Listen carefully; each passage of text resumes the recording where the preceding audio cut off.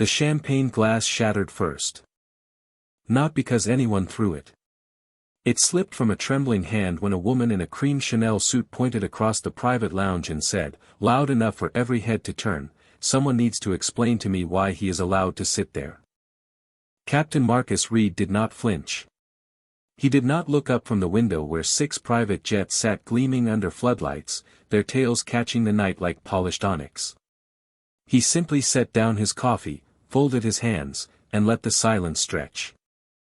The man beside her, broad-shouldered, watch worth more than most people's cars, smirked and added, "This lounge has a dress code, you know. And a certain standard." Laughter. Not loud, but enough. Enough for the lounge attendant near the bar to go pale. Enough for a businessman 2 seats over to suddenly find his phone very interesting, and start recording.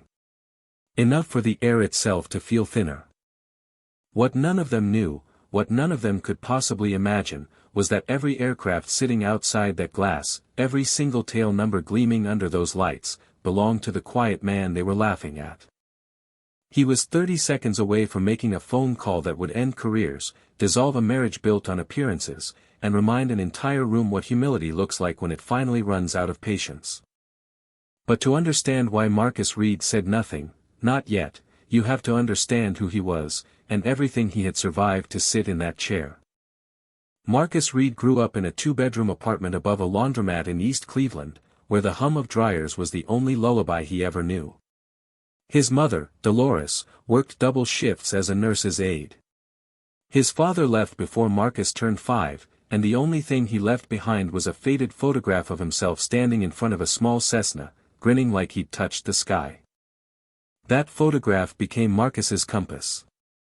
By age 11, Marcus had taught himself the names of every aircraft that flew over their neighborhood. By 16, he was sweeping hangar floors at a regional airfield in exchange for ride-along hours.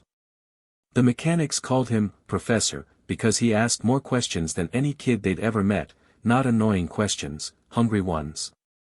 Why does the wing curve like that? What happens if both engines fail at once? How do you trust a machine with your life? He earned his private pilot's license before he could legally rent a car. He paid for it the way he paid for everything, hour by hour, shift by shift, sacrifice by sacrifice.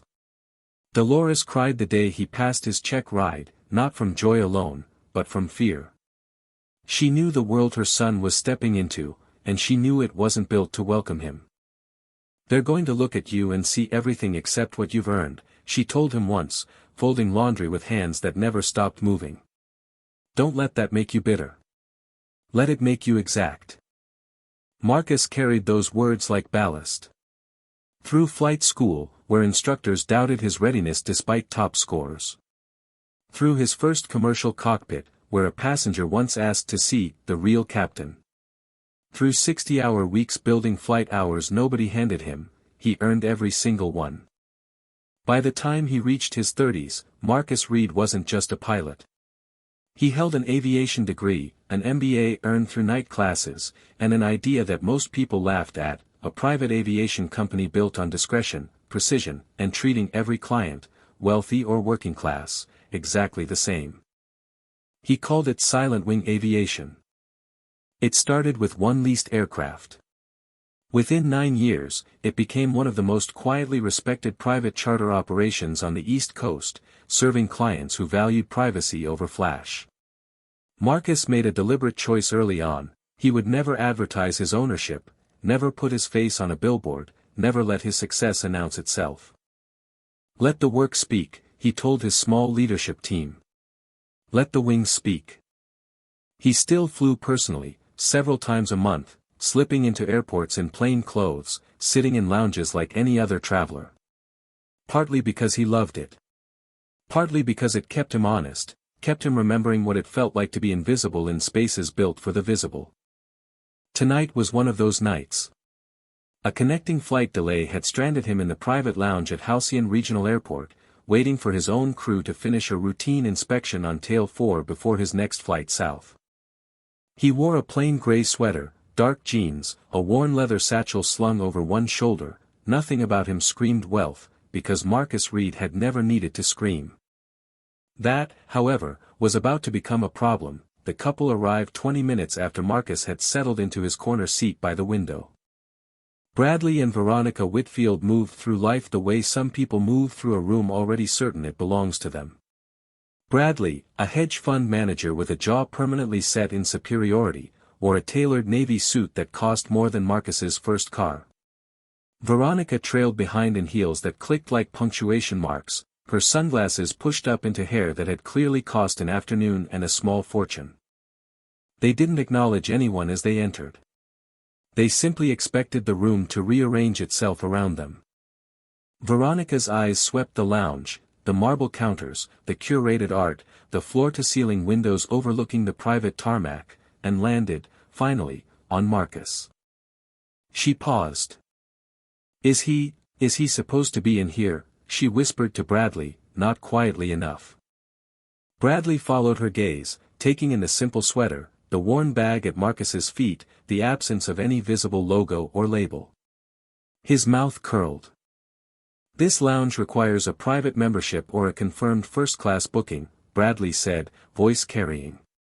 "I'm fairly certain regular staff aren't supposed to be lounging around during off hours." Marcus looked up calmly.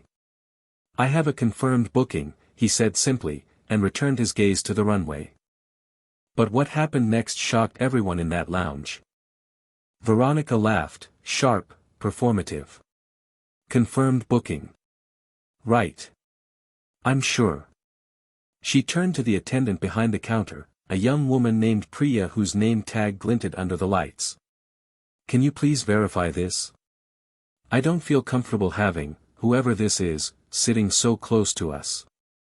Priya's hands trembled slightly as she pulled up the manifest. She had seen Marcus's name before. She knew exactly who he was. But corporate policy on guest privacy meant she couldn't simply announce it. "Ma'am, I can confirm all guests in this lounge are verified," Priya said carefully. "Everyone here meets the access requirements." "That's not what I asked," Veronica snapped. "I asked if he belongs here." The businessman 2 seats over, a man named Carl Jennings, mid-50s, gray suit, lowered his newspaper slightly. He'd flown private enough times to recognize the particular cruelty unfolding in front of him. He didn't say anything yet. He simply pulled out his phone and began recording, his thumb steady, his jaw tight. Bradley leaned back in his leather chair, satisfied, like a man watching his favorite show. "You see," he said to Veronica, loud enough for the room, "this is exactly the problem with these so-called premium lounges now. They let anyone walk in."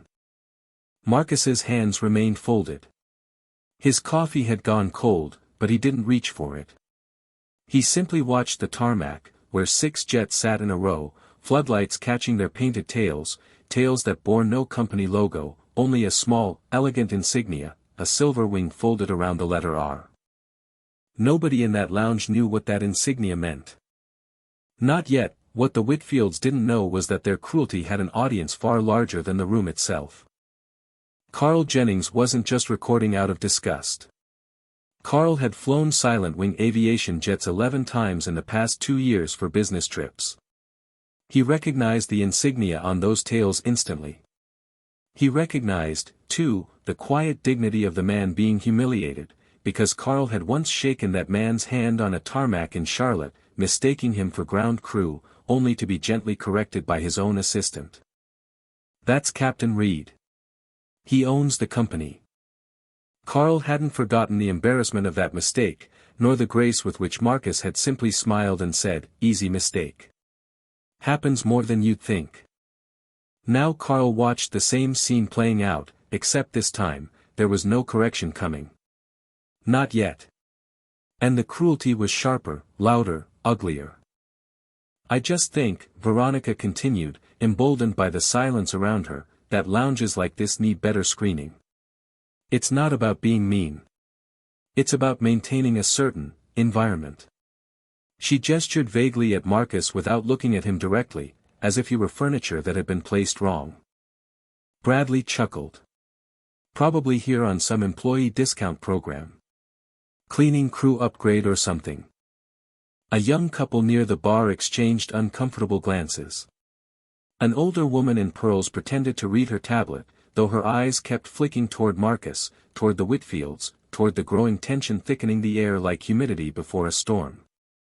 Priya, behind the counter, felt her stomach twist.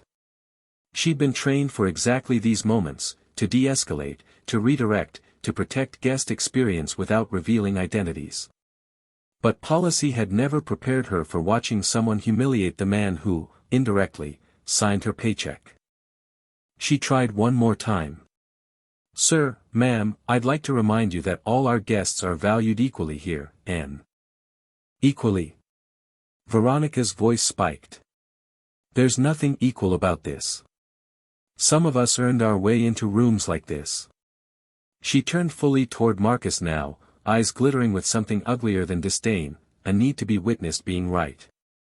Did you earn your way in here, or did someone feel sorry for you? The room went silent in a way that felt almost physical. Marcus finally turned his head.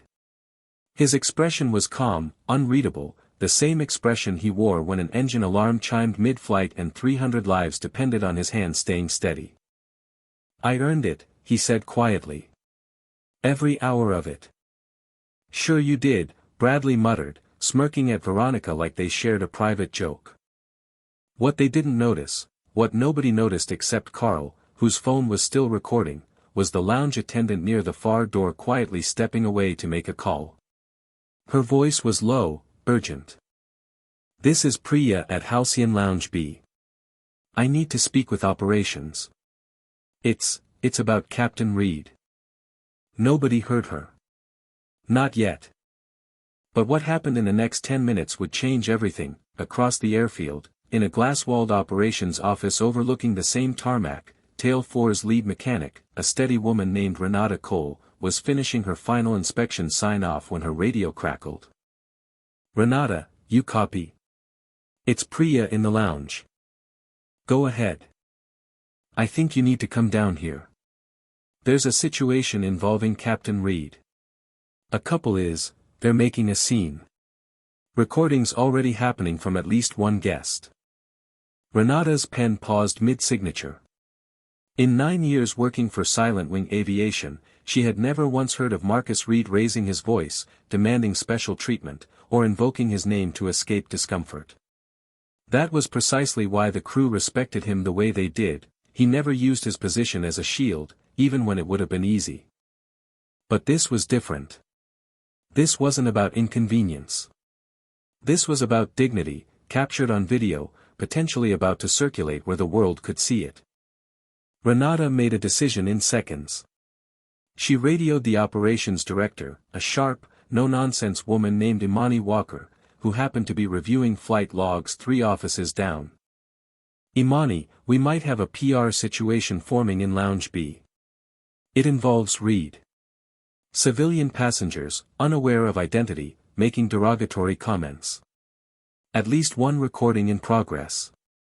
Imani's chair scraped back immediately. Get eyes on it. Don't intervene yet. I want to see exactly what we're dealing with before anyone reacts. This was the beginning of what would later be called, internally, the Lounge B incident, a phrase that would eventually appear in aviation industry newsletters, diversity panels, and at least one Harvard Business School case study on brand integrity.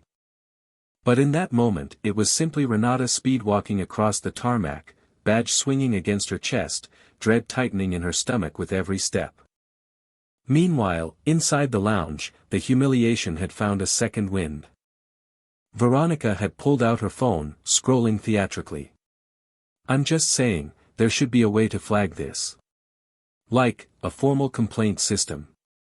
For situations like this. Situations like what? The voice came from Carl Jennings, who had finally lowered his phone, though he kept recording, propped now against his coffee cup, lens still capturing everything.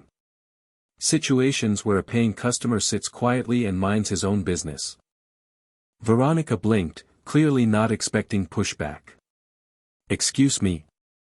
I said, Carl repeated, voice level but firm, what exactly is the situation? Because from where I'm sitting, the only disturbance in this lounge is the two of you. Bradley's jaw tightened. This doesn't concern you. It does when you're broadcasting your prejudice loud enough for the whole room to hear, Carl said. Murmurs rippled through the lounge now. The older woman in pearls lowered her tablet entirely, watching openly. The young couple near the bar had stopped pretending not to listen. Veronica's cheeks flushed, not with shame, not yet, but with the particular fury of someone who has never been challenged and doesn't know what to do with the sensation. You don't understand, she said, voice rising. This is about standards. This lounge is supposed to represent something. And she pointed again at Marcus, who still hadn't moved from his seat, does not represent that. That was the exact moment Renata Cole walked through the lounge doors. She stopped just inside the entrance, eyes scanning the scene in half a second, the pointed finger, the strained faces, Marcus's unreadable calm, Carl's phone propped on the table. Her voice, when it came, was steady. Professional. Devastating. Captain Reed, she said, Tail 4 is cleared and ready whenever you are. The lounge went still. Captain Reed? Veronica repeated, the words suddenly heavy in her mouth. Nobody knew the full truth yet. But the question had just been planted, and it was about to grow roots none of them could control. For one brief, almost satisfying moment, it seemed like the truth alone would be enough. Bradley straightened in his seat, some instinct telling him to backpedal.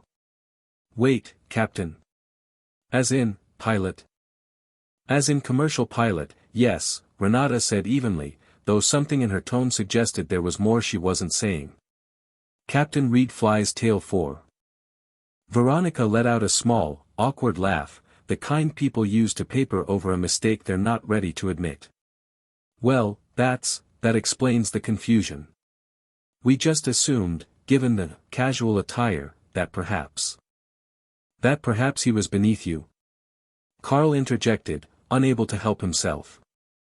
That's not what It's exactly what you said, the older woman in pearls finally spoke up, voice crisp with disapproval. I heard every word. For a moment, it felt like justice might simply arrive on its own. The couple looked smaller now, caught in the spotlight they'd created. Bradley straightened his tie, suddenly very interested in his phone. Veronica forced a stiff smile toward Marcus. Well, no harm done, I suppose, she said, attempting graciousness now that exposure loomed. Pilots do important work. I have nothing against that. Marcus said nothing. He simply rose from his seat, slung his satchel over his shoulder, and nodded once toward Renata. For a few seconds, it seemed like the story might end there, an uncomfortable misunderstanding, a few apologetic mumbles, everyone moving on with their evening. But what the Whitfields didn't know was that Captain Reed wasn't the whole truth. It was barely the surface of it. And the moment Marcus's phone buzzed in his pocket, a single text from Imani Walker reading simply, we have it on lounge security footage too. Your call on next steps. The false calm in that room was about to shatter completely, just as the tension seemed to ease. Bradley made the mistake that would define the rest of his evening. Still, he said, unable to resist one final comment as he gathered his jacket, you'd think a pilot would dress the part. Image matters in spaces like this. The room, which had just begun to exhale, tightened again. Marcus paused mid-step. He turned, slowly, and for the first time that evening, something flickered behind his calm exterior, not anger, but a kind of tired clarity, the look of a man who has heard this exact sentence in different words, from different mouths, his entire life. Image, Marcus repeated quietly. Yes, Bradley said, oblivious to the precipice he was standing on. I mean, no offense, but people expect a certain look from someone in your position. You understand. I do understand, Marcus said.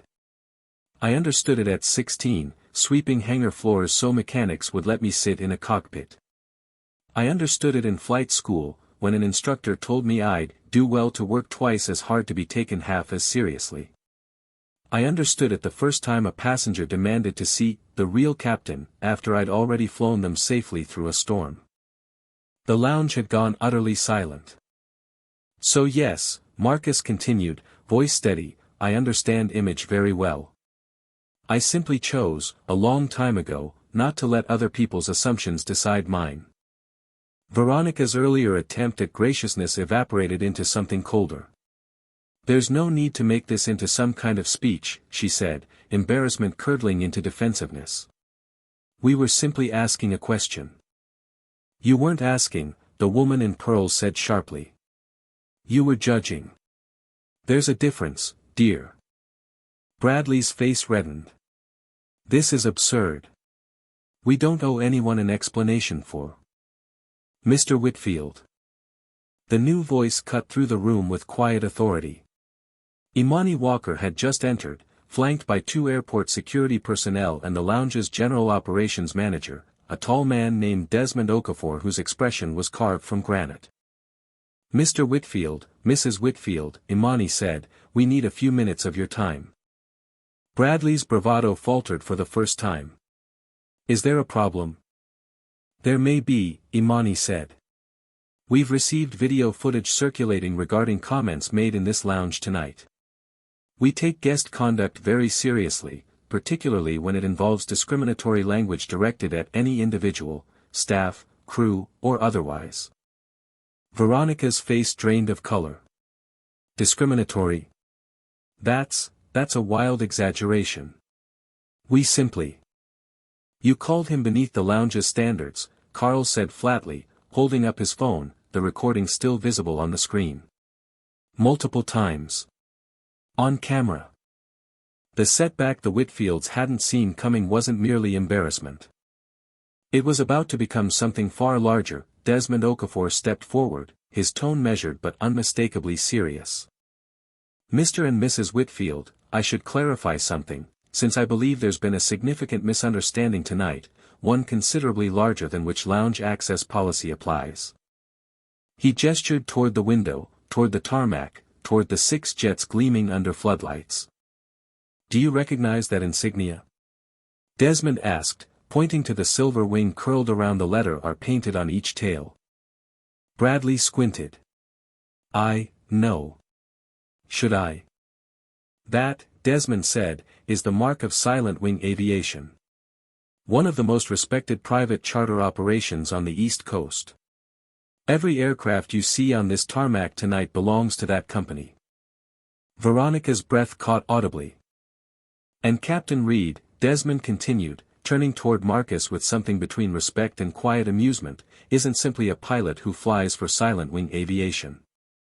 The room seemed to hold its breath collectively. He founded it.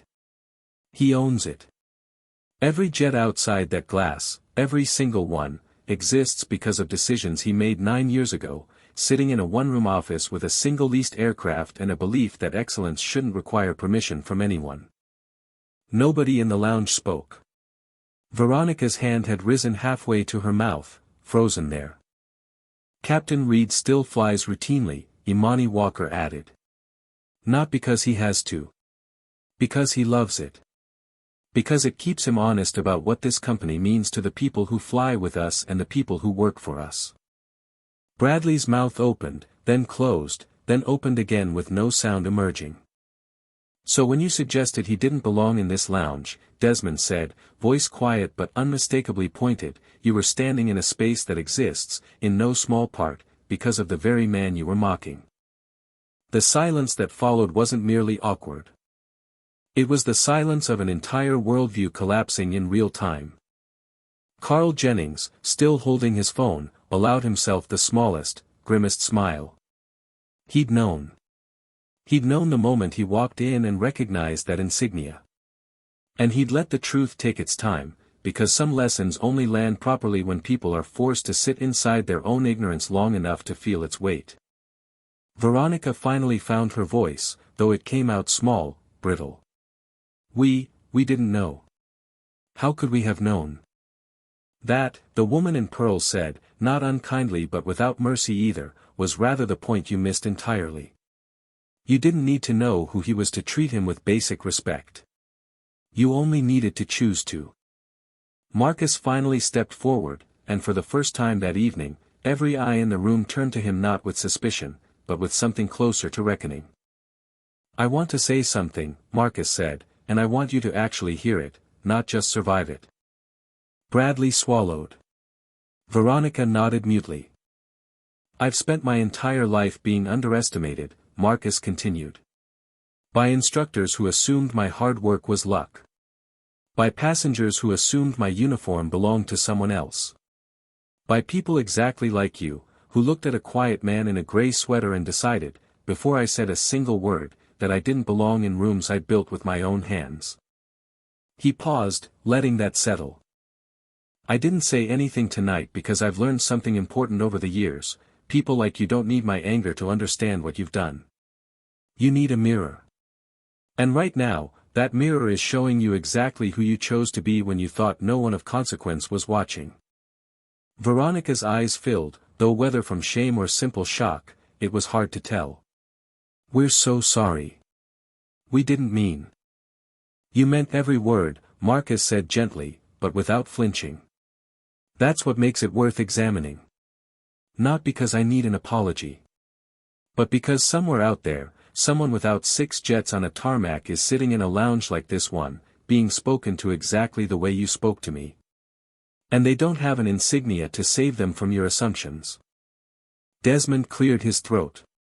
Given the conduct displayed tonight, derogatory comments, discriminatory remarks directed at a guest, refusal to de-escalate when corrected, Silent Wing Aviation reserves the right to restrict future booking privileges for the Whitfield account, pending formal review. Bradley's composure finally cracked entirely. You're going to ban us? Over a misunderstanding? It wasn't a misunderstanding, Carl said quietly, lowering his phone at last. It was a choice. You chose contempt before you had any facts. That's not confusion. That's character. The lounge remained silent, the kind of silence that follows when truth finally outruns excuses. Marcus looked at the couple one final time, not with triumph, not with cruelty, but with the steady, unshakable calm of a man who had survived far worse than a bad evening in a private lounge.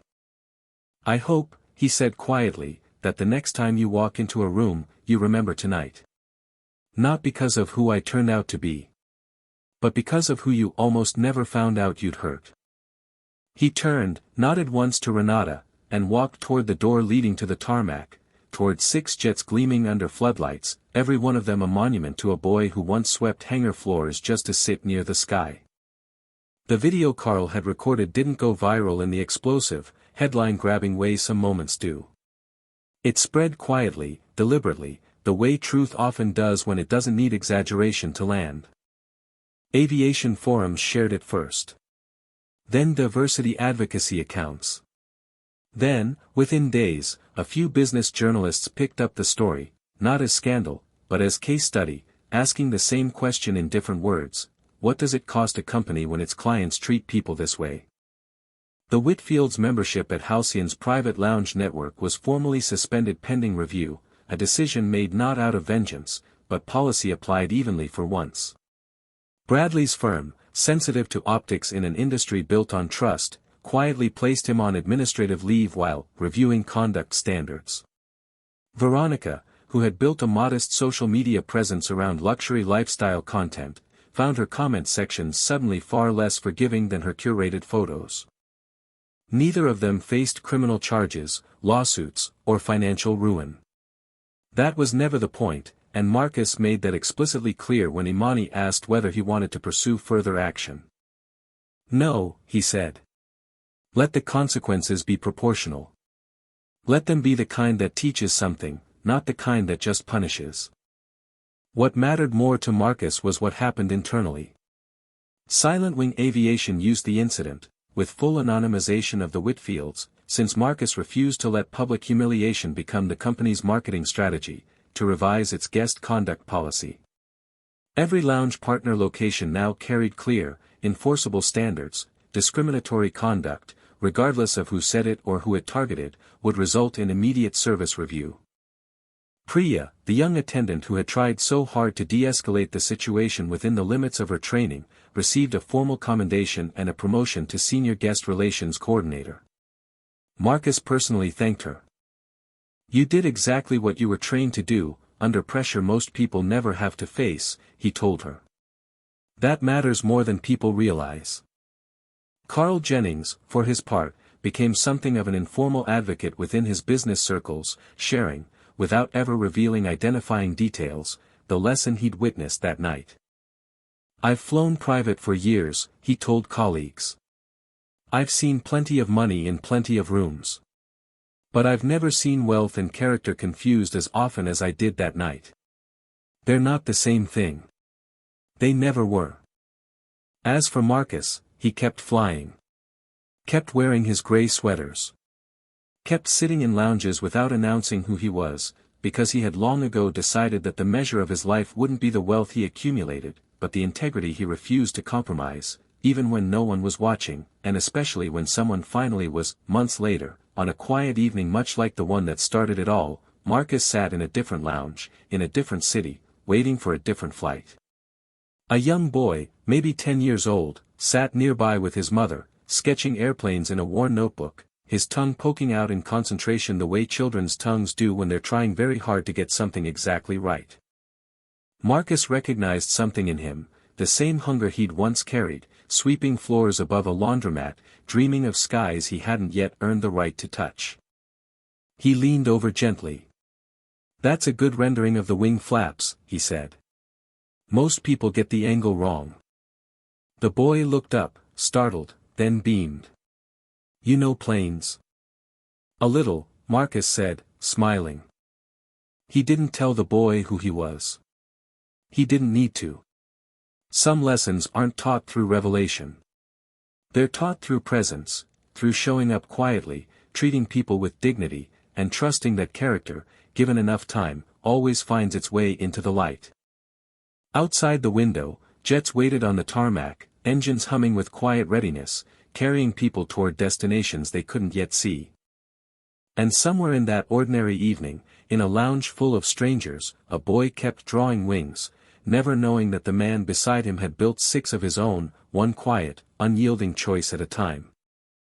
Because in the end, the truest measure of a person isn't found in what they wear, what they own, or what title precedes their name.